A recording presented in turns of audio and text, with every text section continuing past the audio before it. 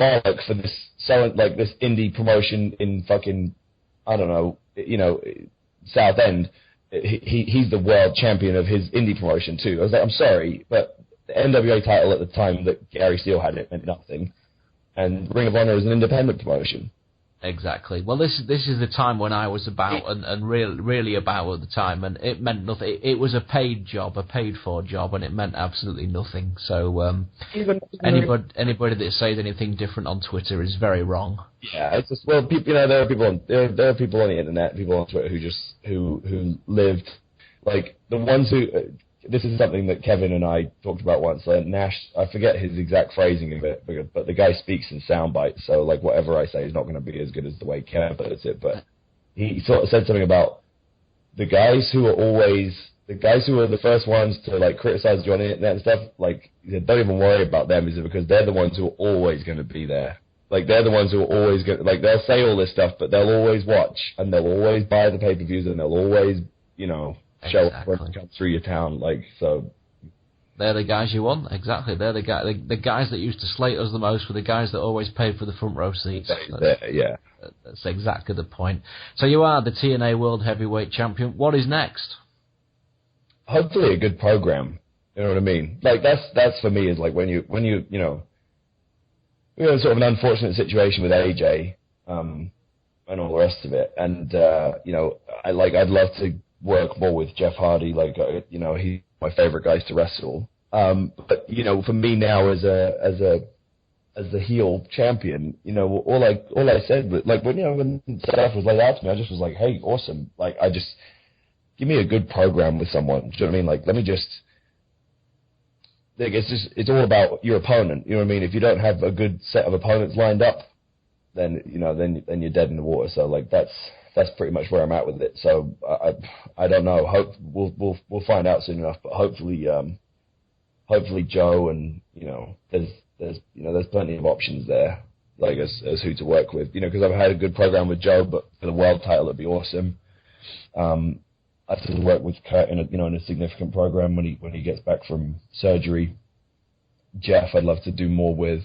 There's a whole Storm. Like, there's a load of good like baby faces. So I'm excited. Yeah, hopefully I can do well with it and just sort of make it meaningful. But at the end of the day, it's like the show is written. I show up and Do as you're told, yeah. Do as you're told. But I think you've certainly described that you've stuck up for yourself over the years, which I think makes a huge difference.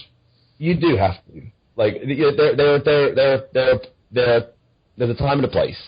Like, there are some times where you do just have to just kind of eat shit, and there'll be times for me again where I'll probably have to somewhere down the road, like at one point or another. There'll probably be another time where I'll have to, where I'll probably have to go back to the bottom of the totem pole, maybe.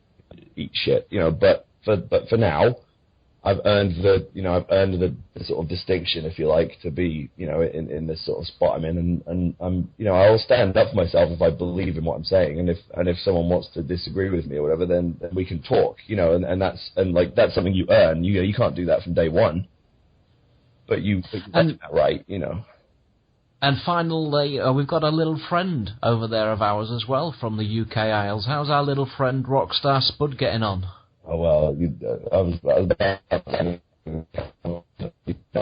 was Spudley. We've lost you there, Nick. Could you say that again? We lost you there. No, yeah, I was saying I'm amazed that we've had a conversation this long. I haven't brought up Spud. Yeah, and he's another one who you always tipped. For big... I did. I had a very set list. I said Nikita, who of course went on to be Katie Leah in WWE. I said she'd do okay. Well, she did. She got there. She did a few years there. Yeah. I said immediately the first time I worked with him when he was about 17 and skinny. I said Drew McIntyre. Yep. He's not doing so well, but he's there. He's there. He's got talent, and talent will always shine through, like in the It'll shine. So yeah, I said him, and I said you. So my picks aren't too bad, are they? Yeah, no, not a bad range. Spud, as you know, like is his aptitude for wrestling, and his understanding of like what works is fucking off the charts. Like, especially considering how like up until this year, he hadn't been exposed to a television wrestling company ever.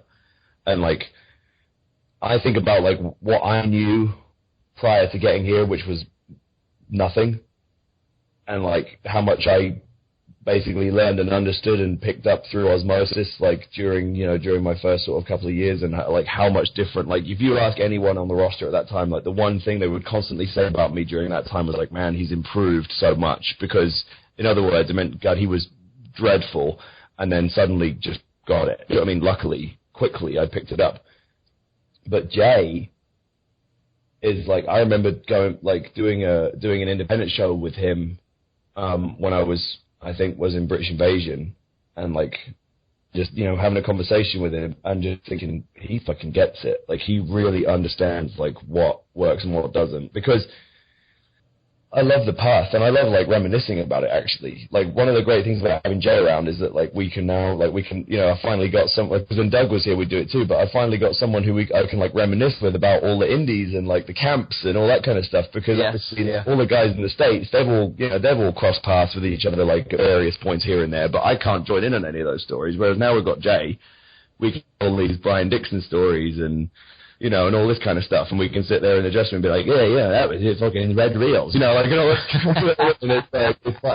it's fun to have, like, one of our mates here, the British sense of humour, it does need to carry over. I think the Americans don't quite fully understand our sense of humour all the time, do they? I don't know who I am anymore half the time. Like, I'm sort of somewhere in between both of them. But you've been there a while now, mate. Speaking of Dixon, he actually, I'll have to say this, Dixon sent me an email, must have been at the, like, middle of December.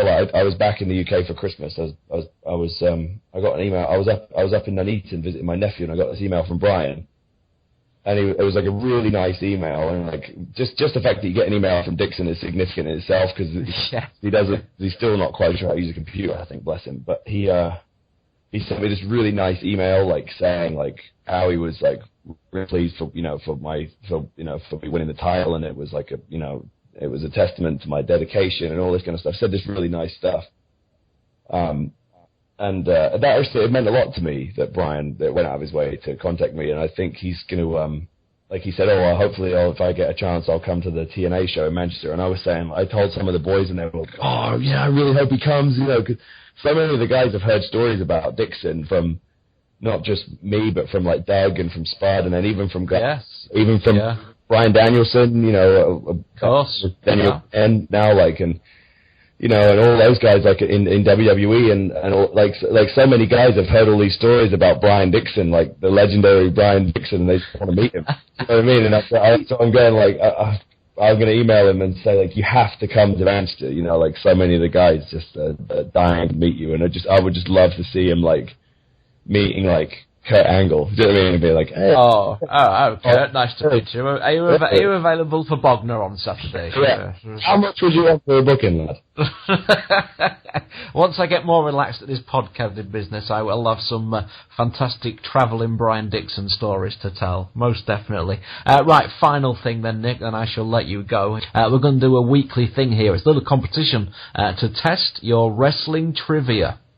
Oh, yes. How clever are you with your wrestling knowledge, Nick?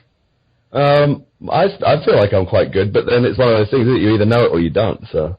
Exactly right. You've got 5 seconds for each question. Here we go. Yeah. Question number 1. Who did the Bushwhackers defeat at WrestleMania 5? Valentine and the Honky Tonk?